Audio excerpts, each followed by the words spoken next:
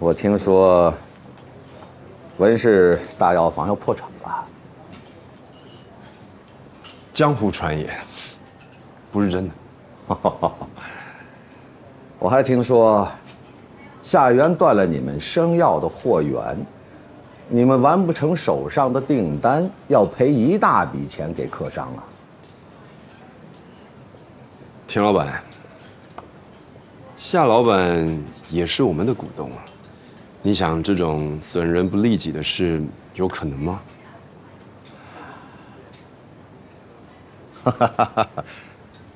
两只死鸭子。田老板今天找我们来，还有别的事吗？实话实说吧，你们求而不得的那几味生药啊，我的手上正好是囤了很多。真别吹牛了好吗？哎，你不信呐？哎，江浙一带我都问过了，没有一家是有货的。那要是我真有呢？那有就有呗，跟我们有什么关系啊？难道你要卖给我们吗？嘿嘿，这可真说不准。哼，就算你要卖，我们也是不会买的。你为什么不买？少华，你听他的呢，他根本就没货，耍咱们的。哎，退一万步讲，就算是他有货，他能给咱们吗？他巴不得我们被夏元整死。哎，我就卖，我就不买。闭嘴！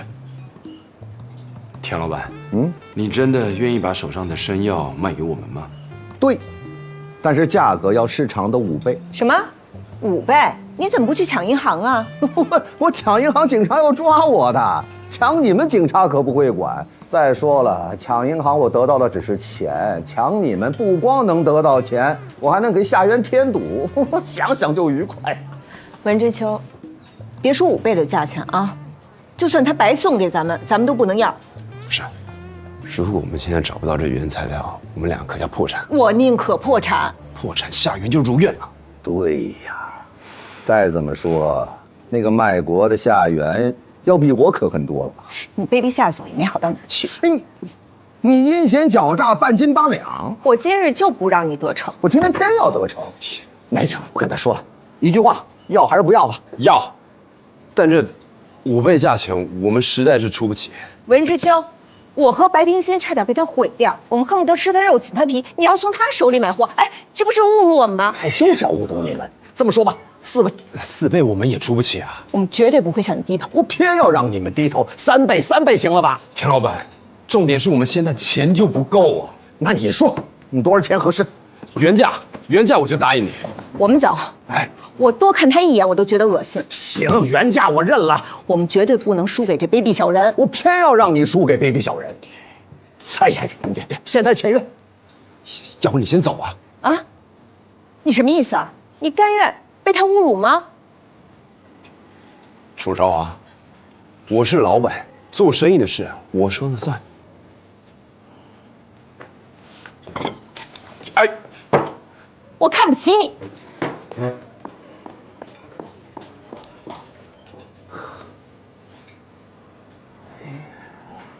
为女子小人难养也。田老板见笑了。没事儿，看见你们内讧，我开心。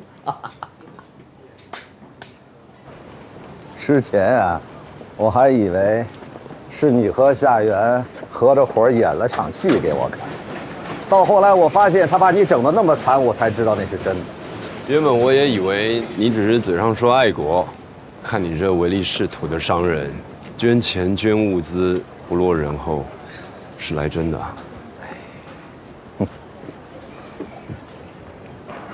哎，我怎么觉着这生意我亏了呢？田老板，这事你1分钱不出，不但让夏元的企图落空，还报了楚韶华的仇，我怎么觉得你赚了？也是。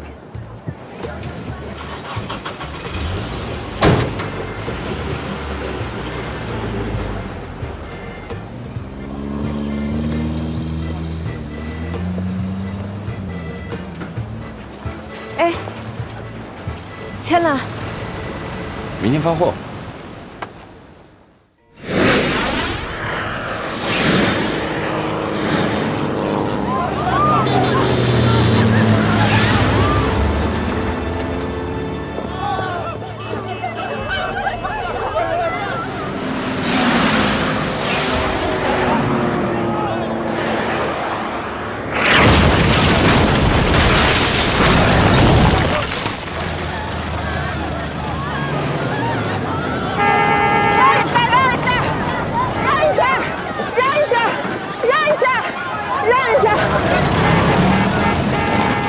小心小心！炮火所至，不赦违约，哀我节矣。实际关外，血染黄土，身犯何辜啊？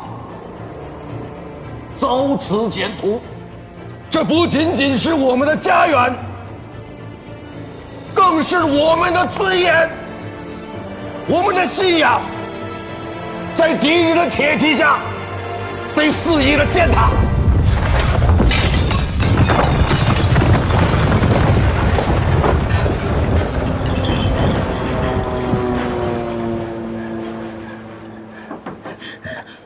小白，小孙，小白，小孙，小白，小孙，小孙，你没事吧？我去春江花园找你，你不在，吓死我了。春江花园被炸了吗？那倒没有，但是员工都跑了。哎呀，我有好多好值钱的东西。小白，都什么时候了？人没事就好了呀。你怎么突然穿成这样了？我去参加19路军了，马上跟着队伍去吴淞了。我是来跟你告别的。怎么这么突然啊？别走了，留下来。我要去打日本人。哎呀，别走了，你留下嘛！我求你了。我必须要去。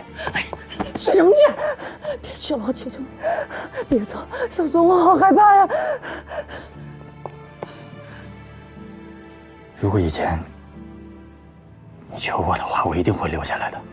但是现在日本人已经打到家门口了，如果我再不挺身而出的话，中国人就要亡国亡种了。我知道，但是你别走，我必须要去。放心，我一定会回来的。小白，等着我。不要，别走，小孙。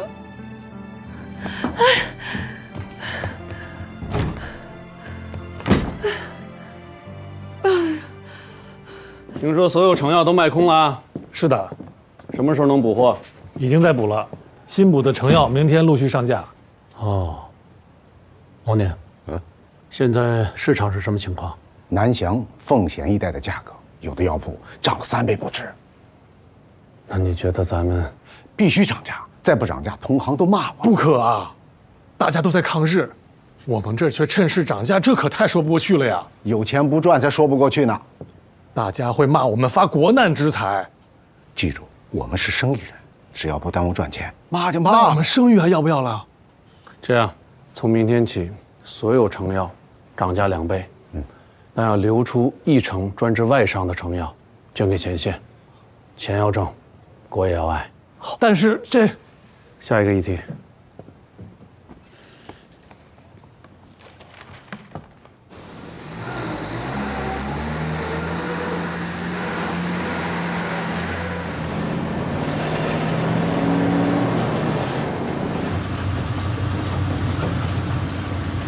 我们离指挥部还多远？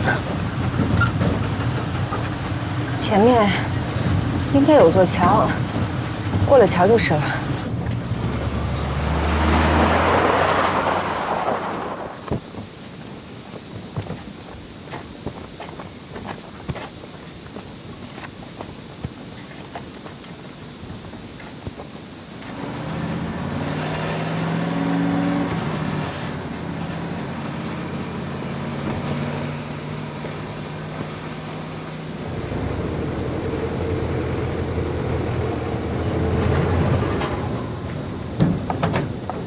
您好，我们是上海国药工会的代表，要送一批药品和绷带到前面的真入饭庄指挥部。前面的桥炸断了，过不去了。人过得去吗？我们把药背过去，也过不去了。飞机来了！快！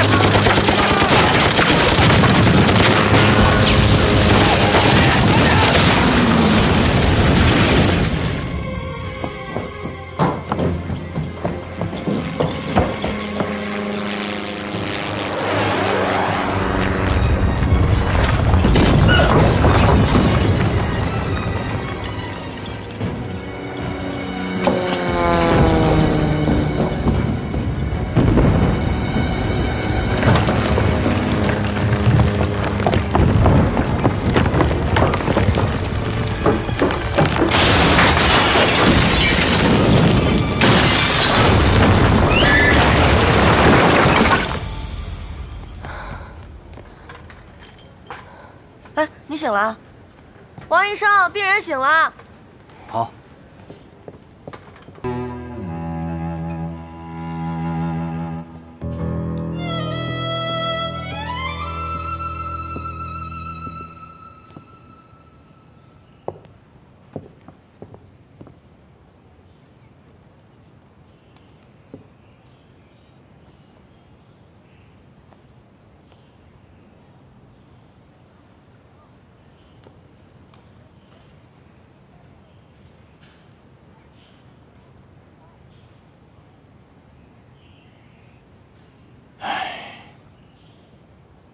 出来聊两句吧。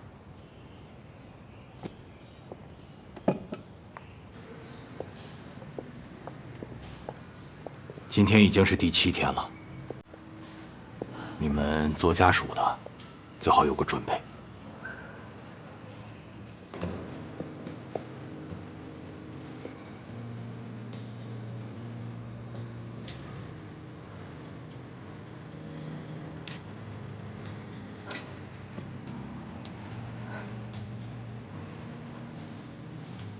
你看这方子得活用，同样的病症，但是年龄有别，男女有别，季节有别，地域有别，记住了？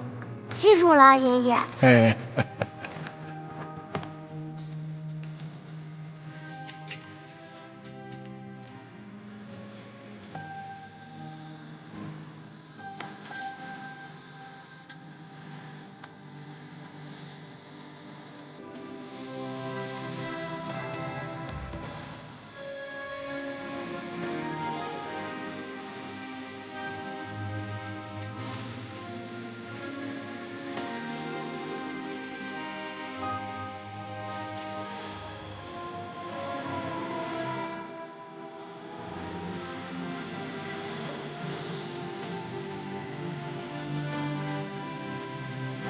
我打算用西方的药学理论对传统验方进行改造和提升。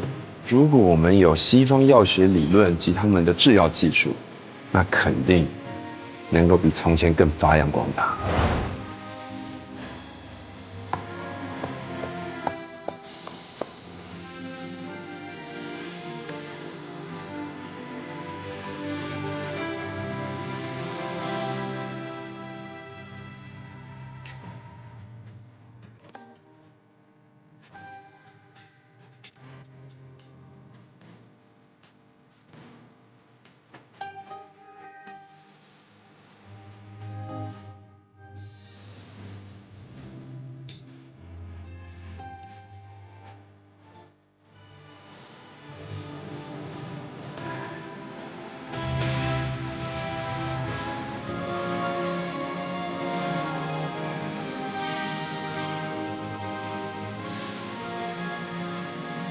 志强，万灵丹呢？是化瘀止血，活血止痛，解毒消肿，镇静开窍的神物。我按照爷爷的教导，把方子做了微调，我也按照你说的坚守秩序，改进了制作的工艺。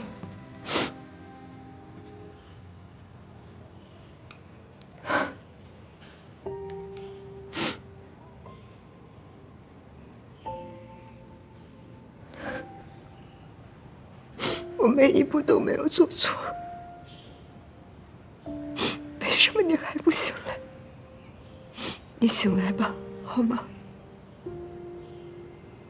就算是为了万灵丹这个牌子，也为了不辜负我们这一路走来的研究。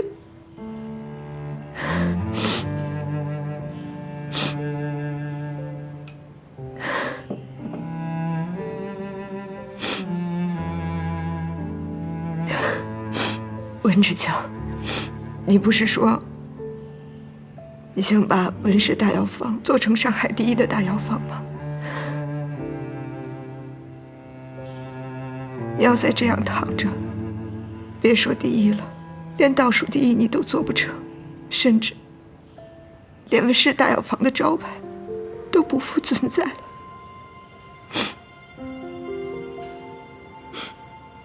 你要不甘心，就快起来。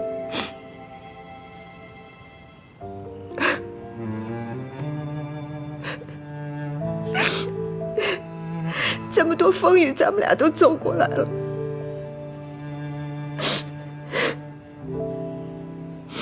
大丈夫有仇必报，这日本人的血债咱们得讨回来，你不能就这么倒下了。你快起来，咱们还得找他们报仇去呢。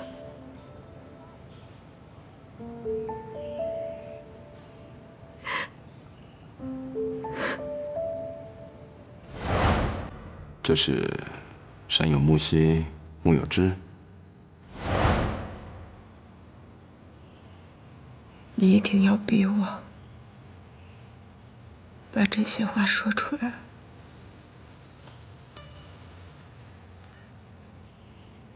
好吧。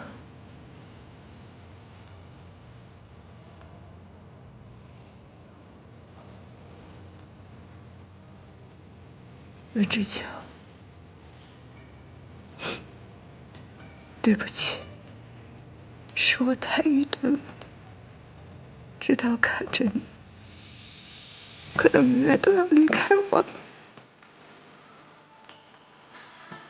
我才知道生命不能没有你。你能不能再给我一次机会？就算是你为了我，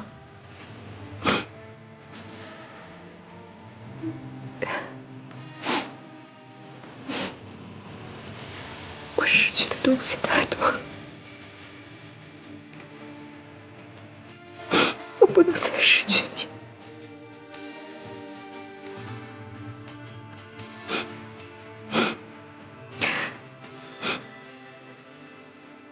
这就我答应你，只要你醒过来，我就嫁给你。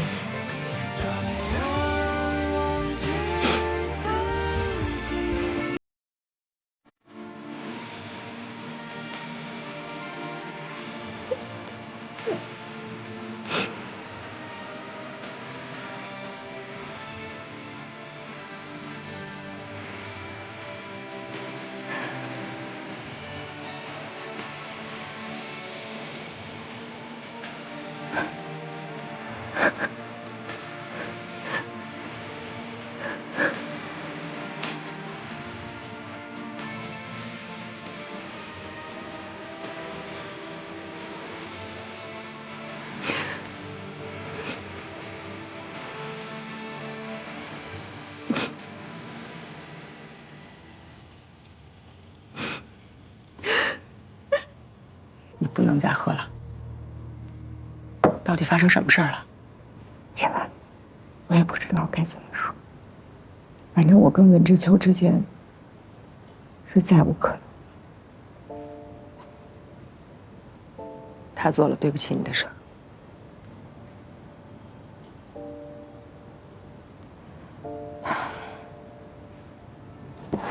我去找他。别去了，二娘。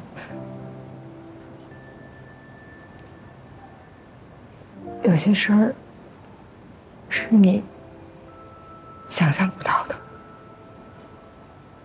我以后会告诉你。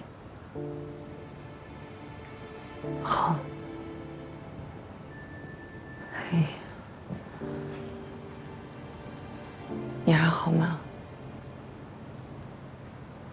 还好，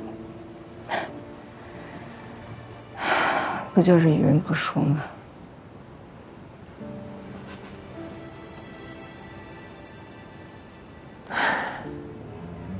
这难道就是我们的命？不，不会是。文老板，楚小姐刚刚派人送来一封信，还有一串钥匙。放着吧。好。文老板，公司有传言说楚小姐会辞职，还会离开公司，您和楚小姐要不要和大家澄清一下？不用。那您和楚小姐的婚礼取消了。啊？这通知大家吧。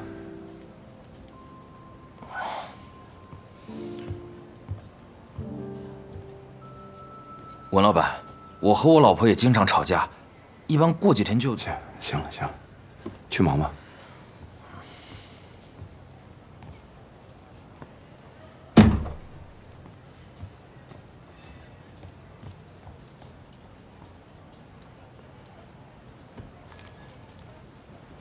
好像是韶华在结婚之前听说了什么，所以决定不结婚了。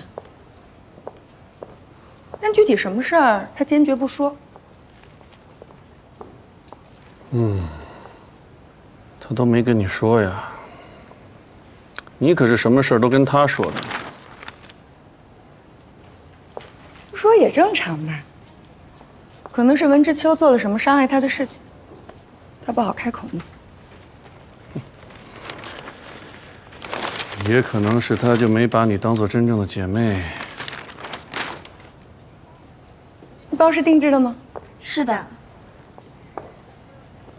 你们男人啊，总是当面一套背面一套，都靠不住。把那个最大的钻戒给我。好的。我也靠不住。现在倒是可以考一考，但是未来，我也说不好。项链，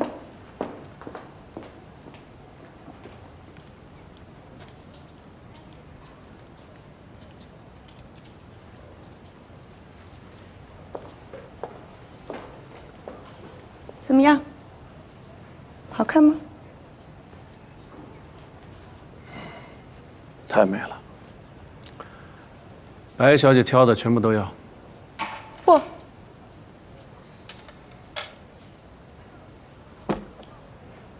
你什么意思？这些我都不要。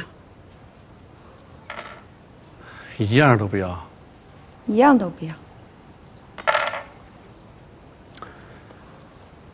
那你要什么？我要你收我做徒弟，教我做生意。学做生意多累啊！你喜欢什么，想要什么，直接跟我说，我都可以买给你。那是你现在喜欢我，将来如果有一天你要不喜欢，买份报纸你都会觉得贵，我得为那天的到来提前做好准备。好啊，那你可以趁我还喜欢你，多攒点钱。与其攒钱，不如攒一点挣钱的经验。哎呀，你可比我想象的有趣的多呀！你要是多教我一点，会更有趣。好，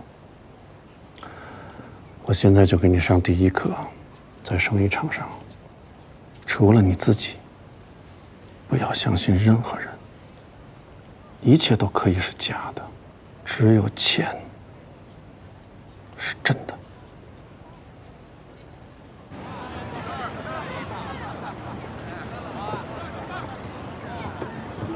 邱奎，姐，姐，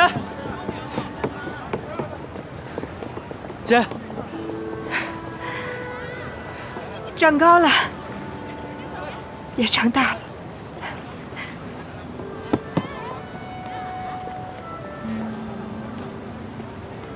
姐，这是我的药学专业证书，这是我的化学专业证书，这是我的专利证书。姐，我没辜负你，就等你了。但是在谈判开始之前呢，我们必须先要承认一件事情：虽然您的律师是说拿出了2张印错的广告单，实际上一共有4张印错的广告单流失了出去。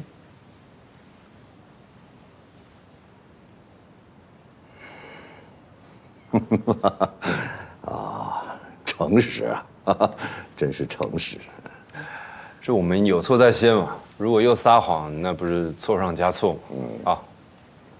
识相啊，真的是识相啊。田老板，您看一下，这是印刷厂经理的证词，这个呢是印刷厂小工的证词，这是散发广告单的学生们的证词。给您看这些不是我们想推脱责任啊，我们只是想说明，印错这些广告单是工人的无心之失，并非是我们有意要想侵权。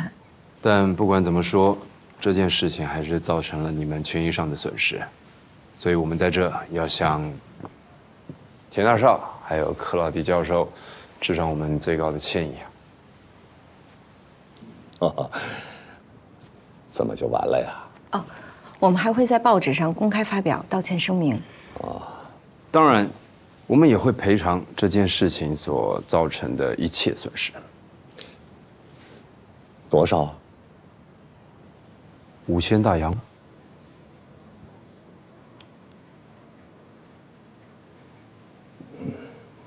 大哥，我觉得你说多少遍了，在外头叫田总，田总。乖，叫田总。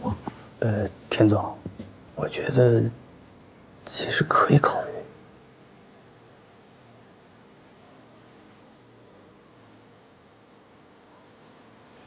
虑。哎呀，既然你们是这么的坦诚啊，我也就跟你们说实话吧。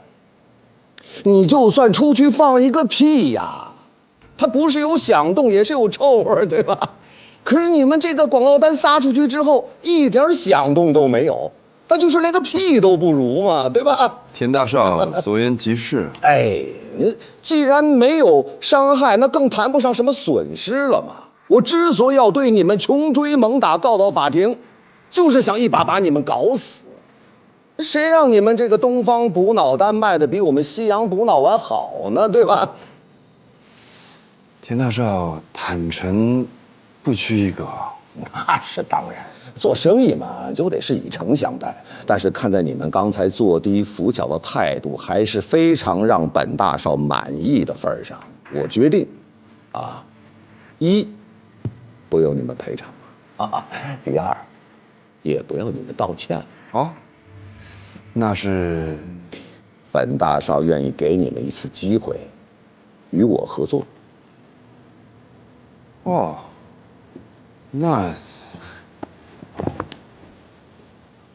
那怎么合作？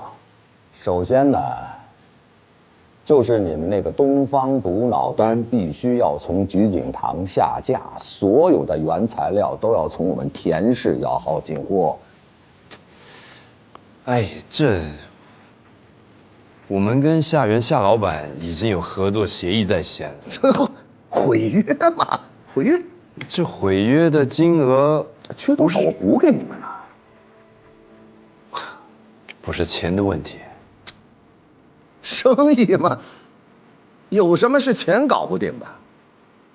对，还有一点啊，你们必须要去国药工会控诉，就说首原药庄以次充好，真假混卖。田老板，您这是想让我们无中生有啊？弃暗投明啊，这是总好过说是我在法庭上对你们穷追猛打，然后你们身败名裂，那个身无分文、倾家荡产吧，是吧？可是我们也没什么名声和家产，这里没你说话的份儿。你说呢？是跟着我干，还是同我对着干呀？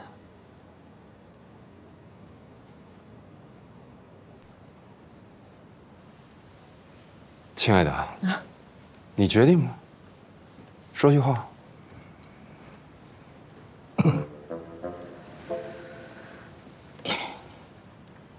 田老板，我们文氏大药房啊，虽然是家小药房，但是毕竟我们是做正经生意的，所以我想了想，跟您对着干，更符合我们的本心。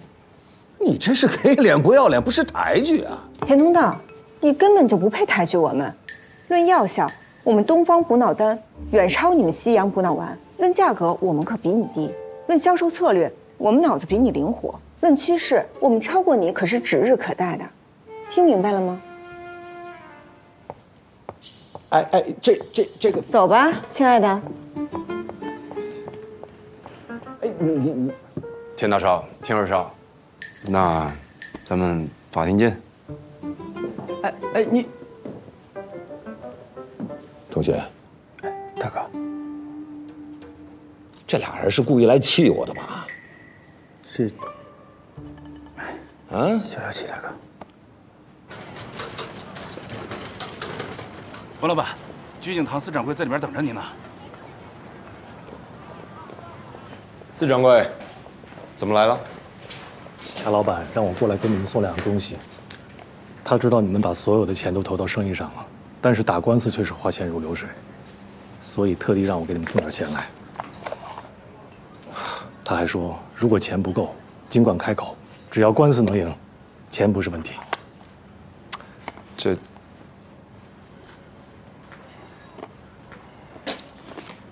谢谢夏老板。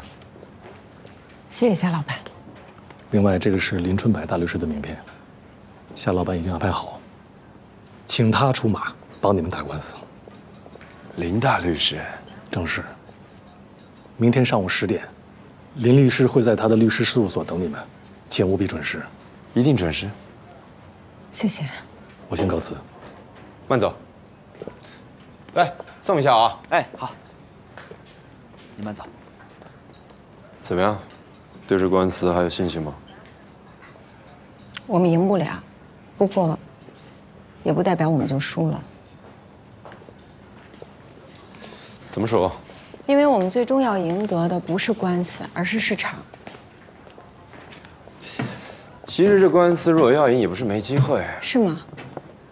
我们一直忽略了一个人。谁？克劳迪教授。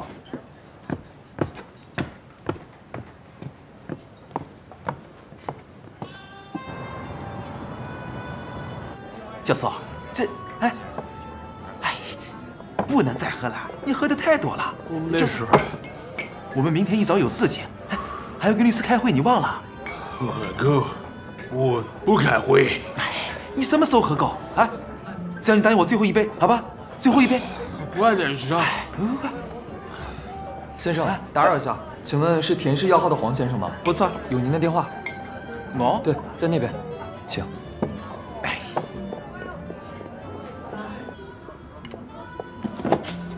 三妮，你连我的声音都听不出来啦？小头虎？你心里就只有他呀。林伦啊，有烧饺子吧？给我来一杯。抱歉，先生，我们这里没有这个酒。不可能！这东北每个酒馆都有烧饺子。先生，这里是上海。我又忘了，这里是上海，不是东北。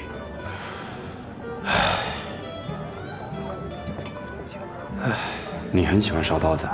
不喜欢，但只有烧刀子能让我忘记和娜塔莎分离的痛苦。谁是娜塔莎？啊，再给他一杯。你是谁？克劳迪教授，我是文氏大药房的文之秋。你好。喂，你再不说你的名字，我就挂电话了啊！不，你再想想。刘婉儿啊，也许。你这还有脸给我打电话是吧？啊！我告诉你，我是不会再上你的当了。That's what happened. 所以我在这边诚挚的希望您能原谅我们。I forgive you. Thank you. Я до не терпи других. Не заслуживает этого. 啊？哎，先生，来。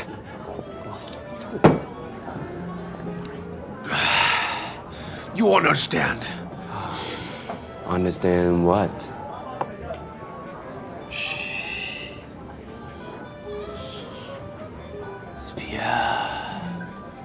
Ushata, Medvid Shwata, Medvu Shwata, Zeus Muri, Garaseata。干什么呀？啊！我告诉你，你不要再来找我，大家以后井水不犯河水。你要是真把我逼急了，我就去找你的丈夫，大不了大家同归于尽，鱼死网破。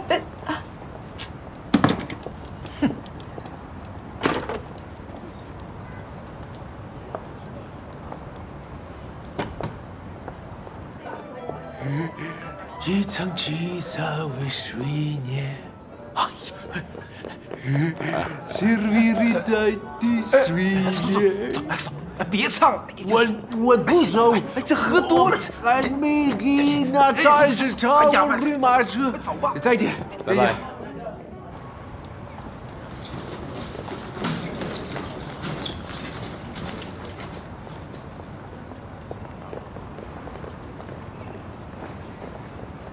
怎么样？是不是时间不够啊？但我已经尽力了，我跟他聊了几分钟，不知道碰触到了黄德明什么伤心往事，他就把我电话给挂断了。你跟那个克劳迪教授聊得怎么样？什么都没聊上，他喝醉了。那我们是不是要想别的办法啊？有件事我就想不明白。什么事啊？这克劳迪教授，美国知名学者，为什么喝醉了就说俄语，唱俄语歌？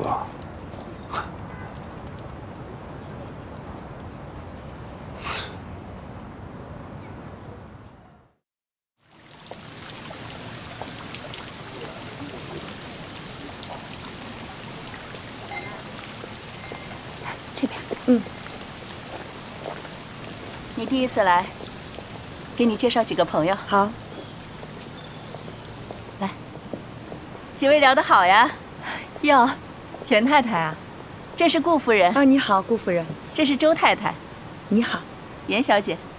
幸会了，严小姐。这是白小姐，是童心的朋友。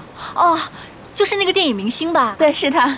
哎呦，这真人啊，比荧幕上还漂亮，比海报还漂亮。谢谢。那电影是怎么拍出来的呀？你们如果感兴趣的话，哪天有时间，我带各位去片场看看。好呀，好呀，好呀。哎，对了，财运，你什么时候去美国啊？9月份走。哎，是去哥伦比亚大学吗？是呀。学什么呀？化学。哟，化学好呀，化学系的可吃香了。哎呦，我去一下洗手间。什么化学呀？1楼进去左转，这个你就不懂了。在国外比较热。你什么时候回来呀？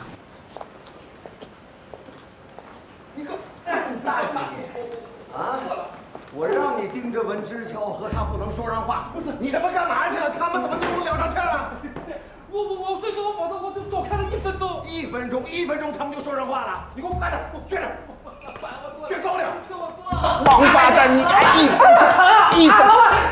钟，你还是这样，我保证，他跟文之乔根本就没有说上一句话的。你怎么知道？你不是离开了吗？他喝醉了，他在唱歌啊。他唱什么歌？等一下，我想想，不是英文歌，不是英文歌。真的不是英文歌，我保。你以为你占便宜了？你不是英文歌，不是英文歌，坏了我的大事！你别拿蠢货！你赶紧给我卷铺盖滚！老板，我保证，我这个事我解决。来，给我站着。不打你，滚！这不打吧，老板，我管得上说不打你就不打你，我站着。这不打了，老板，给我解决问题，你给次机会。滚！你个蠢货，这点小事都办不了，你怎么不去死啊你？哎，回来了，还没吃呢吧？哎，我呀，今天做了条鱼，给你留了一半，特新鲜。你又给我留饭了？啊，怎么了？你吃了？我刚去了田家。受委屈了？没有，他们要是瞧不起你，我去骂他们去。放心吧，我不会让自己那么难受的。你在忙什么？林律师明天要的材料，我正在整理呢。你帮我把这绸缎铺和这裁缝铺的钱都结了。嗯，还有下一季度的房租我也一起付了。韶华，等我下个月发了薪水，我还你。你薪水也不多，留着应酬吧。啊，还有，咱们俩别分得那么清楚。吃饭。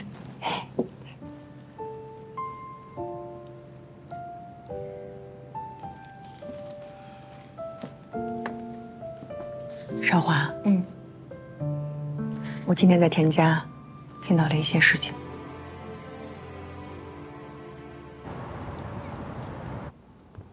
杨三爷，请好。哎呦，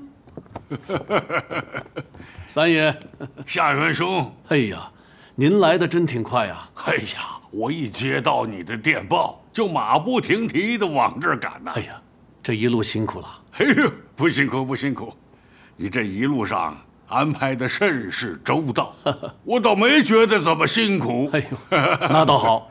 来，里面请。好，请。您上座。啊。哎，三爷，哎，我敬您。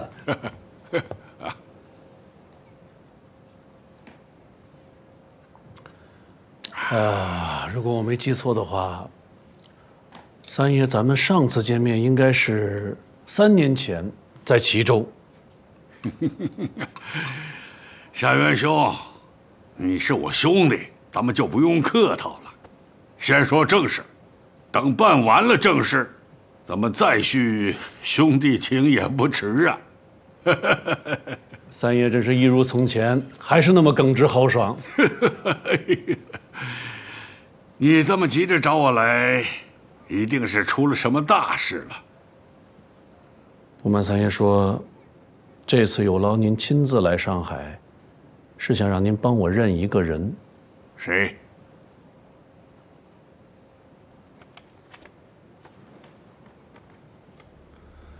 据说这个人在东北待过，而且非常爱喝烧刀子。哼，你看看，这个人像不像格列波夫？这不就是格列波夫吗？格列波夫是谁？在沈阳开诊所的一个白俄。他是个俄罗斯人，当过军医。那是民国7年的时候，到了沈阳，开了一个小诊所。这个人很会做生意，招揽了一些中国的客户，还在我那儿进过药材。我手下的人都认识他。那他现在呢？现在，哎呀，现在就不知道了，因为好几年都不联系了。我倒是听说，他女儿跟一个中国人跑了，他为了找他女儿，就把诊所关掉，然后来上海了。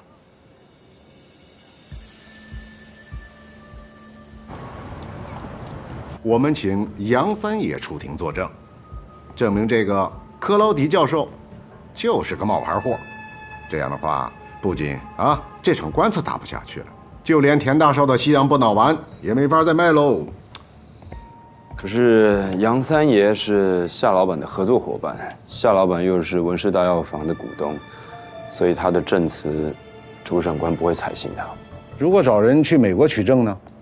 来不及了，下礼拜就开庭了。让田氏药号的人出庭作证，主审官总会相信吧？田氏药号的人为什么会来替我们作证？你刚才不是说了吗？田大少把克劳迪的助理给开了，或许我们可以利用一下那个人。哎，这倒是条路啊。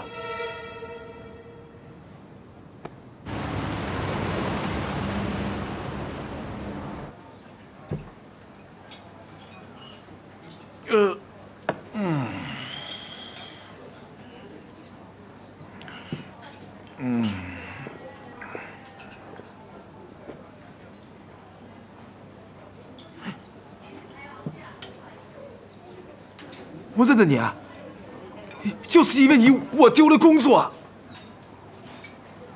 不好意思啊。我是上有老下有小，我一家6口人，我就指着这份薪水活。现在好了，田老板把我开除了，你说让我们怎么活？我可以帮你。你怎么帮我？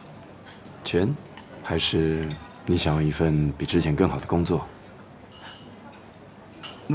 弄啥意思啊？只要你肯出庭作证。我不知道你在说什么。哎，这都不是秘密了。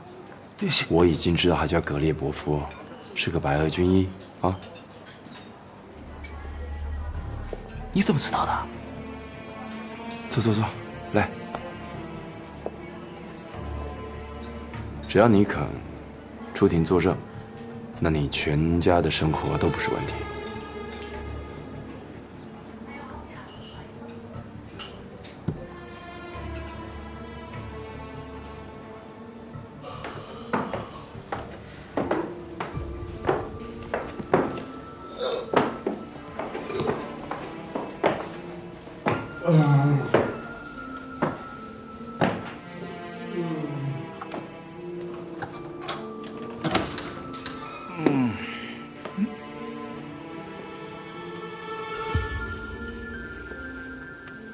老板，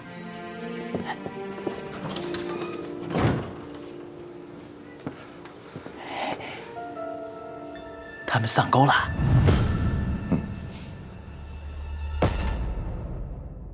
我采访你，这个老田老板，哎，是不是？田老板，是不是田老板？对对对。田老板，你对打赢这场官司有信心吗？田老板，听说您放言，不好意思啊，各位记者朋友，田老板说两句吧。田总现在不接受任何采访，大家这边请。来，好。这些人都是你找来的？应该是。太少了，多找些人来，不要怕花钱，把事情搞大一点。田老板，到处都没有找到克劳迪教授。去哪儿找的？酒店都找遍了，就是没有人。接着找门后头、床底下、什么桌子下面、粪坑里去找去。好的。大哥，这马上就开庭了，克劳迪教授还不到场，这官司怎么打？授权书在吗？律师在吗？这官司不照打吗？田老板，哎，哎，这文之秋怎么没来？他今儿另外有事儿，来不了了。哦，我要是他，我也不来，丢人。田老板，庭审结束了才知道谁最丢人吧？是，庭审结束之时，就是你们破产之日啊！大白天的，怎么说上梦话了呢？死鸭子！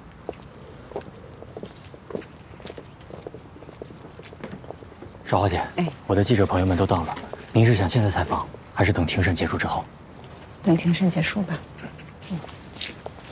主审官大人，克劳迪教授虽然不能亲自来到法庭，但是他委托我将如下证据呈交给法庭。这是克劳迪教授把自己发明的补脑元素转让给田氏药号的转让合同。克劳迪教授允许田氏药号使用其肖像权的授权书，还有，这是克劳迪教授亲笔书写的抗议信，强烈要求严惩文氏大药房的侵权行为。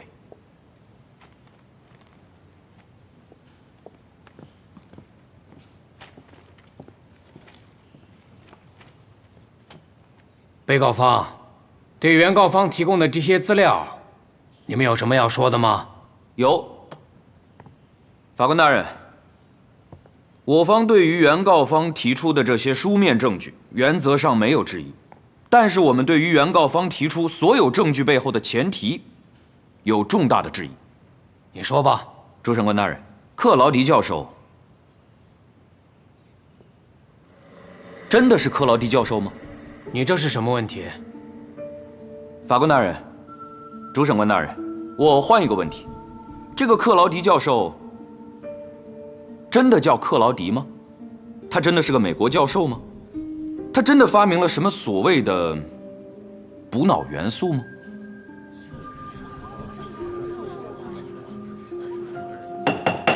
肃静，肃静！被告方，你刚才的质疑有证据吗？主审官大人，有。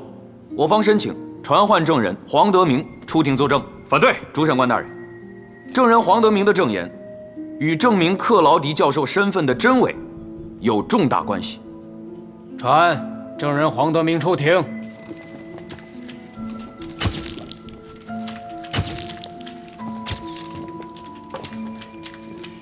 黄先生，黄先生，请您向法庭介绍一下自己。主审官大人，我叫黄德明，最近1年我是克劳迪教授的助理。主审官大人，黄先生已经作为克劳迪教授的助理达1年之久，想必您对于这位克劳迪教授已经非常了解了。可以这么说吧，这个世界上除了克劳迪教授本人之外，可能我是最了解他的了。那么接下来就请您如实的向法庭介绍一下，这位克劳迪教授他的真实姓名和真实身份。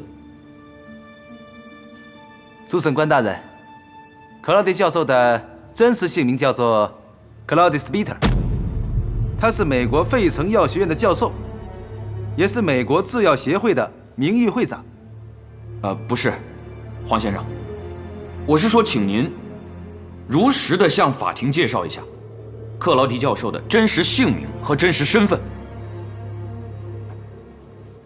主审官大人，我曾经在美国费城药学院学习过，这是我的毕业证书，这是我的毕业照。我在这里郑重声明，克劳迪教授是地地道道的美国人，而且他是一位极具威望且非常受人尊敬的科学家。他本人拥有多项的发明，其中最重要的发明就是补脑元素。黄德明，我提醒你，现在是在法庭，欺骗法庭是重罪。我晓得，李律师，欺骗法庭肯定是重罪，所以我今天站在这里，绝不能撒谎。主审官大人，我所说的句句都是真话。什么情况？被告的证人为什么替原告说话？肃静！原告律师，你们还有没有什么想问的？主审官大人，被告证人已经说得很明白了，我们没有什么要问的了。那今天就先这样吧，休庭。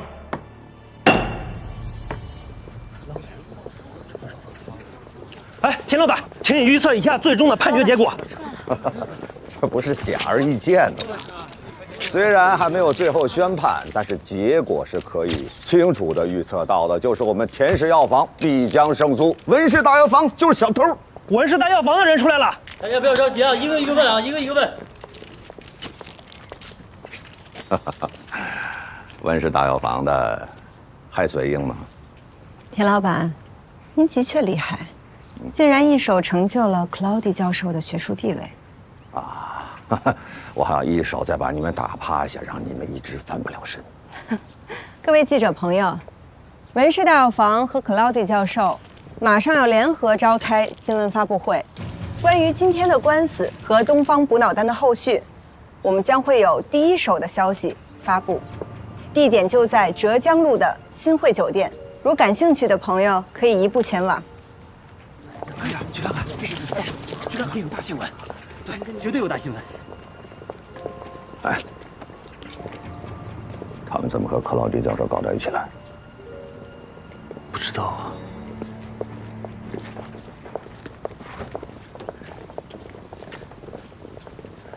梅西，老二，你也来旁听啊？老二，上车，别见着什么女人都走不动道。大哥，这是冰心啊！我知道，说的就是他。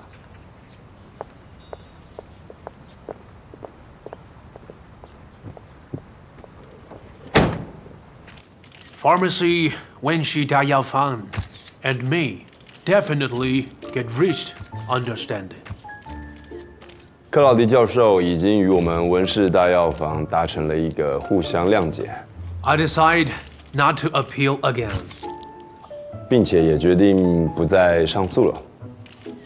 As you all know, I'm the professor of Philadelphia College of Pharmacy, honorary president of Pharmaceutical Research and Manufacturers of America.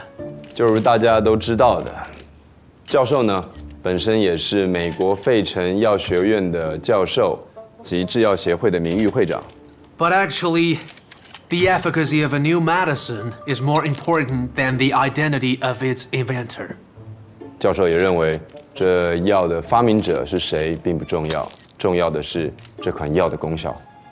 That's why I want everybody pay attention to new drug, Dongfang Bunao-Dan. 教授也希望在此呢，大家能够把焦点再一次的聚焦在我们东方补脑丹这上面。I've tried it myself. The efficacy of this drug is significant. 教授本人亲自的验证，这款药的疗效卓越，是款好药。Thank you. Thank you very much.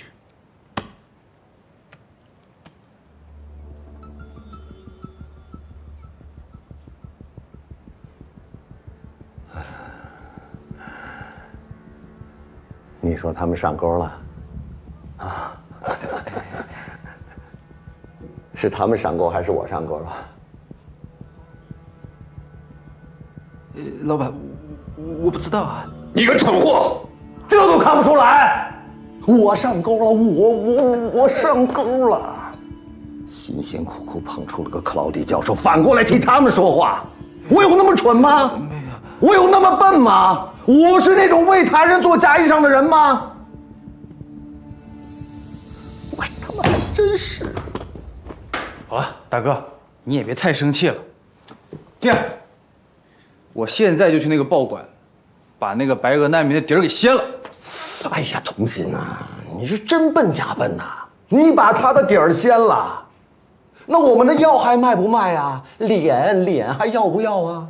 对呀，那怎么办，大哥？你问谁呢？你不知道，我能知道吗？连个小明星都搞不定，反过来还被他玩了，玩了之后还不能说我。大哥，你说什么呢？谁被小明星玩了？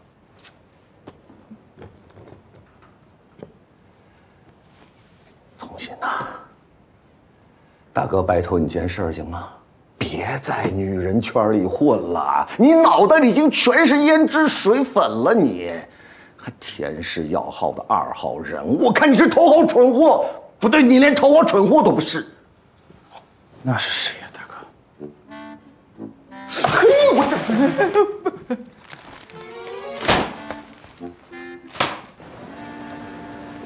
Если бы не вы, я бы не смог найти свою Наташу. Спасибо.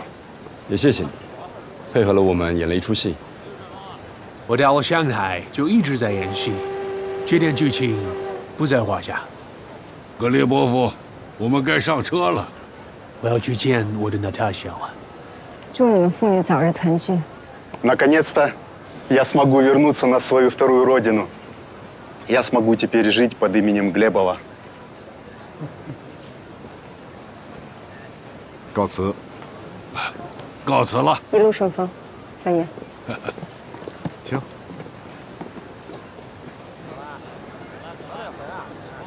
你还懂俄语啊？听不懂，反正点头就对了。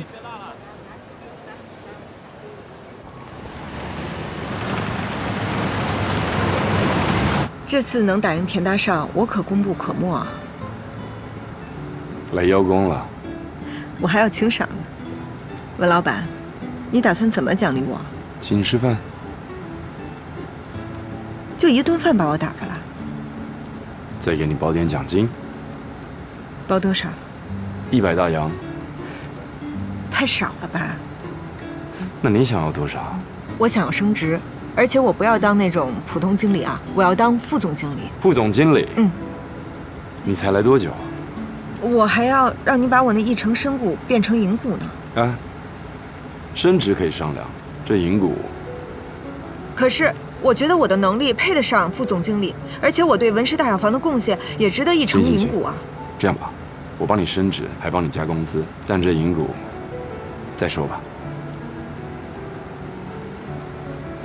那文老板，我还是辞职吧。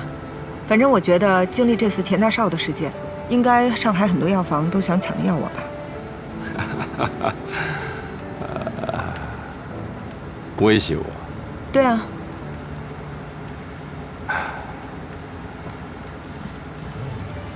那好，如果你的身股想转成银股，那我就不能给你加工资。还有，你想干副总经理的活，只能拿普通经理的钱，你可以吗？成交。还得请我吃饭，就一顿啊？餐厅我选啊，菜我点，酒你出，小费算你的。You calculating woman。什么康？康什么？很会算计的意思。你说我是算计的女人？不是吗？彼此彼此，文老板。